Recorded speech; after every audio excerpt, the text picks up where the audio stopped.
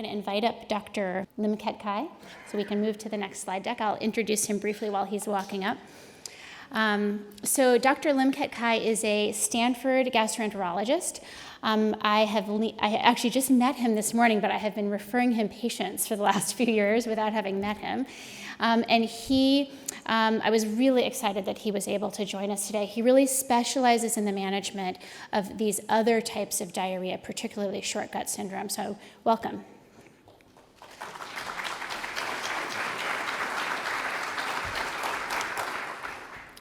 Thank you, Dr. Kuhns, for that kind introduction.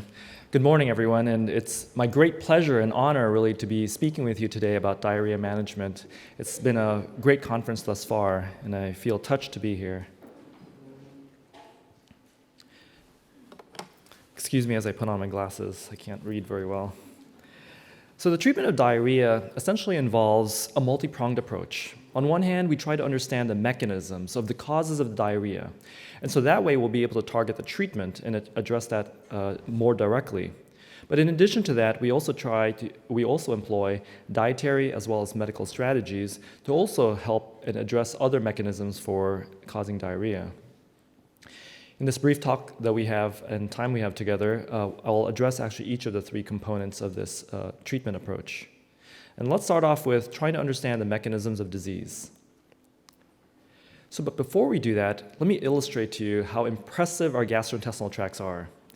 So on any given day, we'll probably consume about 2 liters worth of solid and liquid food that goes into our mouths, down our esophagus, and into our stomach. In addition to that, we have about 1.5 liters of saliva that we secrete on any given day. And then our stomachs would also secrete an additional 1.5 liters, which is from the gastric juices as well as the acid that we use for digestion. So as you can imagine, you have 5 liters worth, or over a gallon's worth of liquid that enters into your stomach, minimally absorbed, that then gets dumped into your intestines. And while it's in your intestines, you also add in an additional, let's say, 4 to 5 liters. So why don't we double that? So as you can imagine, 9 to 10 liters worth of fluid is coursing through your intestines on any given day. Now, as you can imagine, if we do not absorb any of this, what's going to happen is, if it doesn't go into your body, it's going to go out of your body, and that is in the form of liquid stool or diarrhea. But fortunately, our intestines have an impressive ability of absorption, whereby it's able to absorb roughly 7 to 8 liters of that fluid. So what then enters into your colon, that large intestine, is about 1 to 2 liters or a quarter to half a gallon of liquid a day. It's liquid stool. So then it's the colon's job to absorb the rest of that fluid and make that liquid stool, as it passes through towards your rectum, and make it into solid stool. So what I'm trying to illustrate here is the importance of our intestinal absorption capacity to be able to not only maintain your nutrition as well as your hydration, but also to be able to maintain the equilibrium in your bowel habits. Dr. Kuhns mentioned earlier about the carcinoid syndrome as being a cause for diarrhea, and at the same time, there are multiple other causes of diarrhea. So it is important for us to be able to try to identify the mechanisms at play so that we'll be able to help treat it most optimally. And some of these may include infections, short bowel syndrome, bile acid diarrhea, bacterial overgrowth, radiation, if you do get radiation therapy, irritable bowel syndrome medications, and so forth. I won't actually talk about all of these, nor am I going to talk about the exhaustive list of causes of diarrhea. Instead, what we'll talk about are maybe things that are more applicable to those who have had neuroendocrine tumor, pre and post surgery. So let's start off with infectious gastroenteritis. In the general population, an acute infectious gastroenteritis is probably one of the more or most common causes of diarrhea. If you went to a buffet, you ate something, an egg salad, for instance, it may have been slightly contaminated, and then it did not agree with you, and, poof, you've got there 5 days worth of diarrhea, right? So this is one of the most common causes. However, if you were to think about someone who's had, let's say, neuroendocrine tumor, we also have to consider the fact that, you've probably had antibiotic exposure, hospital exposures, some relative degree of immunocompromise, and those are also risk factors for a different type of infection, which we call C. difficile. You may have heard of Clostridium difficile, C. difficile, or C. diff. And unfortunately, not only in just the neuroendocrine tumor population, but even in populations who have actually been exposed to the hospital, this has become a much more important, urgent cause of infections throughout the United States. And in fact, in California, since 2011, we've actually noticed an increase in the incidence of Clostridium difficile throughout the California hospitals. Treatments for this will include supportive care, some antibiotics, you may have heard of metronidazole or vancomycin, as well as, in some cases of recurrent C. difficile, stool transplants. Well, let's talk about those individuals who have actually had bowel surgery. You needed to do a resection to take away some of the neuroendocrine tumor burden. So you'd imagine that if you actually have bowel surgery, you actually decrease the length of your small bowel and decrease proportionally the absorptive surface area. Just to show you what we're talking about, your small bowel is approximately 20 to 24 feet in length. And if you actually fillet it out, you basically cut it out and spread it out, the surface area is approximately the size of half a badminton court. That's a very large surface area for absorption. So if you actually decrease that surface area from a bowel surgery, you also decrease your absorptive capacity. But the interesting thing is that bowel surgery does not only decrease absorption, it actually affects a lot of other physiologic functions in your GI tract. So for instance, for details I will not actually go into much depth, it may actually affect digestion. It may actually increase the motility or the speed at which your bowels actually push stool through the intestines. And it also increases, paradoxically, this amount of secretions that your body actually produces. So for all those different reasons, you can imagine that you are at greater risk for developing diarrhea. And so for these different reasons, we also then have to try to find both nutritional or lifestyle strategies as well as medications to try to address each of these individual components. And so some of the strategies include certain dietary modifications, for instance, anti-diarrheal drugs, you may have heard of Imodium most commonly, enzyme supplements, or even sometimes anti-secretory agents. But beyond that, what can also happen when you've had bowel surgery is something that we call bile acid diarrhea. And I'm not going to go into too much depth, but I'll give you a short primer on what that involves. So our liver actually produces bile. Bile is actually used to digest fats. That bile enters into your small intestine, your food goes in there, absorbs some of the fat, and the bile then courses through, with this food and the stool, through your small intestine, and at the end of the small intestine, it gets reabsorbed and recirculates and is transferred back to the liver. About 5 to 10% of that bile gets dumped into your colon, or leaks into your colon, and that's what actually causes your stool to have its greenish, yellowish, brownish color. It's that bile, actually. Now, what happens though when you actually had a bowel resection is that you actually compromise that ability to reabsorb some of that bile or recycle some of that bile. So then you may actually have an excess of bile being dumped into your colon. Bile is very irritating to the colon, and it then compromises your colon's ability to solidify that stool.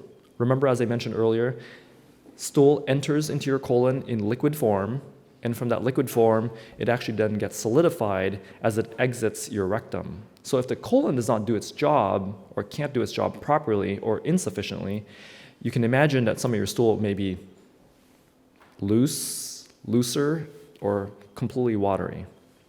Now, the interesting thing, though, is it's not as straightforward as saying, okay, I've had a bowel surgery, and now I've got this bile dumping, and so we should just treat this bile acid diarrhea, which we would treat with something like cholestyramine, a bile acid binder. The interesting thing, though, is that if you actually had more sections or a longer segment of your bowel removed, instead of having excess bile being dumped into your colon, you might actually have insufficient bile. And as you may recall me mentioning earlier, bile is used to digest your fat. Right? So if you actually have bile insufficiency, so instead of having watery diarrhea, you may actually have fatty diarrhea. So as you can imagine, it's very important for us to be able to try to tease apart, not only based on your surgical history, but the symptoms that you've had, to be able to better understand what is driving your loose stools or your diarrhea. Because if we were to treat you with cholestyramine, when you have bile insufficiency, we actually may aggravate the problem and not help the problem, and vice versa. And at the same time, when you've had bowel surgery, or any really for a lot of exposures to hospitalizations, different infections in the past, you may have heard of this concept of good and bad bacteria, the intestinal microbiome. So if you have what we call dysbiosis, or where there is a disequilibrium in the good versus bad bacteria, and I'm of course using simplified terms at the moment, or if you've had what we call bacterial overgrowth, they also have the effect of causing intestinal inflammation, injury, and when your intestines don't work as well, they don't absorb the fluid as well. As you can imagine, you have like minimal malabsorption. Can sometimes cause excess gas production, like increased fat flatulence, more smelly flatulence, and can also affect the absorption or metabolism of your bile. So some of these symptoms associated with this intestinal dysbiosis may include abdominal discomfort, bloating, flatulence, loose stools, or diarrhea. Treatments for that may include dietary modifications, antibiotics, probiotics, and so forth. So beyond just trying to identify the causes of diarrhea, let me at least share with you some general dietary and later on some medical strategies. So from a dietary strategy standpoint, the goals are really to help try to slow down your gut motility, improve your absorption, as well as improving the consistency or the solidity of your stool. So some dietary strategies may include, for instance, and these are relatively straightforward or relatively intuitive, but I lay these out here so that they're more easily accessible. One is to take in small and frequent meals. And the reason for that is because if your intestinal tract is compromised in its rate of absorption, what you want to do is you don't want to overload your system at any one point in time, because any excess gets leaked out and as diarrhea.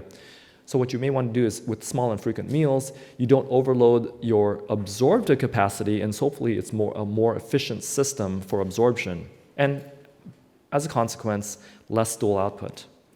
You may also want to separate your solids from your liquids, because you don't want to, when you're eating, you want to have your food be focused, you want your intestines to focus on absorbing the nutrition. And when you're drinking, you want your intestines to be focused on absorbing the fluids. You don't want to dilute your solids as much, because then it gets very runny and it runs through. The other thing is you don't want to actually drink while you're eating, because it may actually also help flush the food through. And then we'll talk about hydration strategies afterwards as well.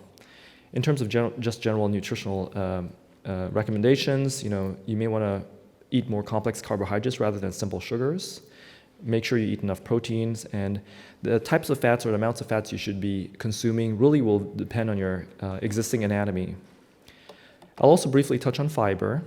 So the interesting thing about fiber is, as you may recall when you're younger, you've had constipation, somebody says, okay, take more fiber. But when you're having diarrhea, your doctor may tell you, take more fiber. But then you eat that salad while you're having diarrhea, and then you have even more diarrhea. So you're saying, what do I do? I'm confused. You tell me to take fiber and I don't get better, or you tell me to take fiber and have constipation, but you tell me to take fiber and have diarrhea. But when I do take fiber and have diarrhea, I have worse diarrhea. So the interesting thing is, and I'm going to simplify this, is that there's a difference between the different types of fibers. So on one hand, you can have something called insoluble fibers and soluble fibers. Just for the sake of the brevity, let's just say that insoluble fibers are those that you cannot digest well. And as you can see from the cartoon on the bottom right, you have those green insoluble fiber molecules that are passing through your intestines. They don't get well absorbed. So what they do is they actually pull in fluid into your intestines. So you see those little bluish water molecules, more of it gets pulled into your intestines, so you increase the volume of fluid in your intestines as well as the amount of diarrhea you may have. And by converse, the soluble fiber actually gets dissolved, and it actually forms more of a gel, so a jelly substance. So it actually helps bulk up your stool and slows down your gut as well. Now, I mentioned earlier about hydration strategies. So the interesting thing about hydration is not all fluids are created equally. Just as an illustration, in the developing countries where they had children who had cholera, which is a bacterial infection that causes massive diarrhea, actually died of dehydration despite drinking enormous amounts of fluids. So hydration or the availability of fluid was not their issue at that time. They just died because they just could not absorb enough of that fluids. So there are different ways of trying to optimize your hydration as well as the absorption of that fluid. And the reason why that's important is because for whatever fluids you're taking in that does not get absorbed, it's going to come out, right? And so it makes your stools more liquid. So some things you may think about are including like avoiding hyperosmolar drinks. And what do I mean by that? So our blood is about 290 osmoles here. And so what that is basically that equilibrium of how concentrated you want your fluids to be. Soda is 590, and by comparison, cranberry juice is 1300. So if you can imagine, if you drink soda or cranberry juice, your risk of, again, as shown in the cartoon, pulling more liquid or fluid or water into your intestine is much greater. And that as a result, you actually have a higher volume of stool and diarrhea.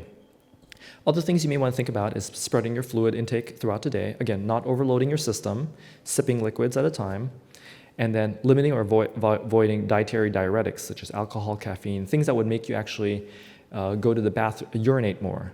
And the reason to do that is more so to prevent you from being dehydrated. ORS is called oral rehydration solutions and IV fluids, and those are things to also help you with your hydration. I'll actually not talk about oral rehydration solutions at the moment, and I think we're all internet savvy enough so that you can actually do an internet search on that. And those are what it is in a nutshell is basically the right concentrations of sodium, sugars, and fluids that actually maximizes absorptions through your intestines. And then now let's just move on to very briefly medical strategies. And the purpose of these drugs are to either slow down your gut, improve your absorption, digestion, as well as decreasing any of the secretions. So here's just a brief overview of some, not all, of the medications we have available in our arsenal. We have the anti-secretory drugs, those for acid suppression to decrease the secretion of gastric acid, octreotide as mentioned earlier, but they also have a role in terms of decreasing secretions in general.